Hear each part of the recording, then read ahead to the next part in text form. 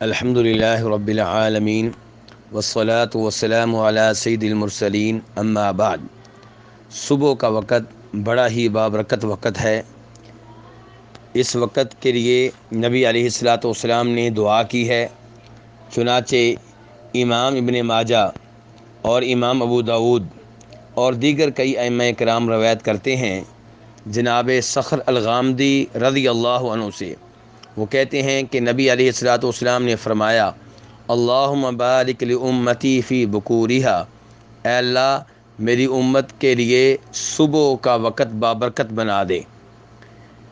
صخر غامدی کہتے ہیں کہ نبی علیہ الصلاۃ والسلام نے جب کوئی فوجی دستہ یا لشکر روانہ کرنا ہوتا تو صبح کے وقت روانہ فرماتے تھے، اور خود اس صحابی جناب صخر الغامدی رضی اللہ عنہ کے بارے میں آتا ہے کہ یہ تاجر تھے، کاروبار کرتے تھے، اور جب انہوں نے تجارتی قافلہ بھیجنا ہوتا تو صبح کے وقت بھیجا کرتے تھے۔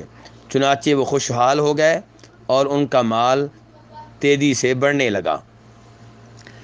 نبی علیہ الصلاۃ والسلام صبح کی نماز ادا کرتے تو آپ اپنی نماز کی جگہ پہ بیٹھے رہتے اور اللہ کا ذکر کرتے رہتے۔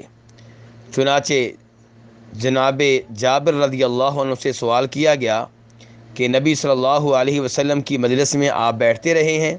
کہنے لگے، ہاں بالکل میں بیٹھتا رہا ہوں۔ نبی صلی اللہ علیہ وسلم جب صبح کی نماز پڑھ لیتے تو اپنی جگہ پہ بیٹھے رہتے تھے اور اس وقت تک اٹھتے نہیں تھے جب تک کہ سورج طلوع نہیں ہو جاتا تھا۔ تو نبی علیہ الصلاۃ والسلام صبح کی نماز کے بعد اللہ کا ذکر کرتے، اور کئی ایک احادیث میں بھی آپ نے صبح کی نماز کے بعد اللہ کا ذکر کرنے کی ترغیب دی ہے۔ تو یہ وقت بہت ہی عمدہ وقت ہے۔ اس وقت کو کسی ایسے کام میں صرف کرنا چاہیے جس کا دنیا کے لحاظ سے یا آخرت کے لحاظ سے فائدہ ہو، اور یہ وقت سونے میں گزار دینا کچھ مناسب نہیں ہے۔ اس لیے بہت سے بزرگوں نے اس وقت کو نیند میں گزارنے سے روکا ہے۔ اس کے باوجود اگر کوئی آدمی صبح کی نماز کے بعد سوتا ہے تو اس میں کوئی قباحت نہیں ہے۔ نبی علیہ الصلاۃ والسلام سے کوئی ایسی حدیث ثابت نہیں ہے کہ آپ نے صبح کی نماز کے بعد سونے سے روکا ہو۔ اگر کوئی آدمی یہ سمجھتا ہے کہ میں نے سارا دن کام کرنا ہے اور فجر کے بعد میرے پاس سونے کے لیے ٹائم ہے، وہ سو جاتا ہے، تو اس میں کوئی حرج نہیں ہے، اگرچہ اس وقت کام کاج کرنا یا تلاوت کرنا یا علم حاصل کرنا یہ زیادہ بہتر ہے۔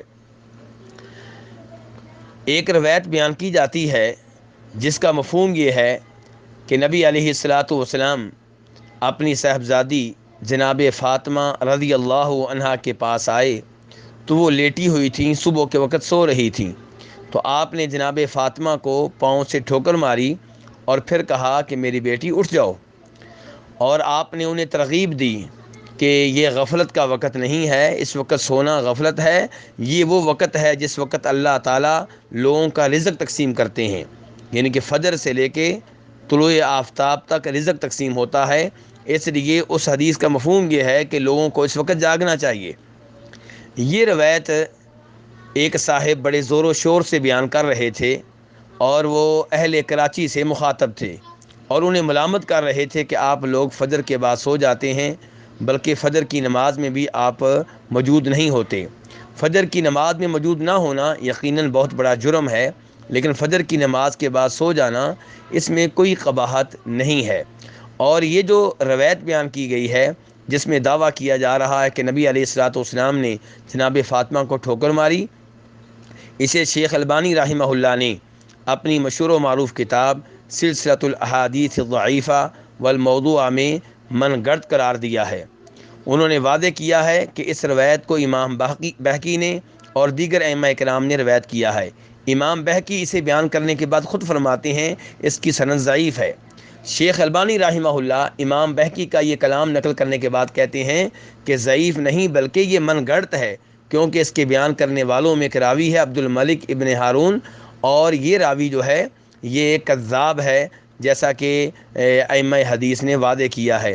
امام بخاری، امام بن حبان اور دیگر ائمہ حدیث کے انہوں نے وہ اقوال نقل کیے ہیں جن سے پتہ چلتا ہے کہ یہ راوی جو ہے اس قابل نہیں ہے کہ اس کی حدیث پہ اعتماد کیا جائے۔ تو خلاصہ کلام یہ ہے کہ عبد الملک بن ہارون کی یہ روایت جو ہے یہ من گڑت ہے اور اسے بیان کرنا جائز نہیں ہے، واللہ اعلم۔